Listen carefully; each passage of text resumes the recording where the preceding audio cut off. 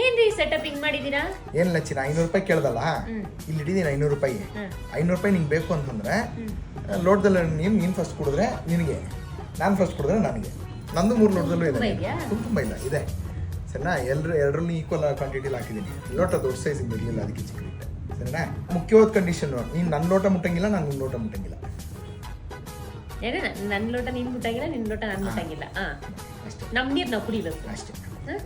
ಎಲ್ಲ ಖಾಲಿ ಮಾಡ್ಬೇಕು. ಎಲ್ಲ ಖಾಲಿ ಮಾಡಿ 3 ಲೋಟ ನೀನು ಖಾಲಿ ಮಾಡಿದ ತಕ್ಷಣ ದುಡ್ಡು ನಿಂದೆ ಎತ್ಕೊಂಡು ಹೋಗು. Ready, start. ಕುಡಿಯೋ ನೀರು ಇರ್ತಾನೆ.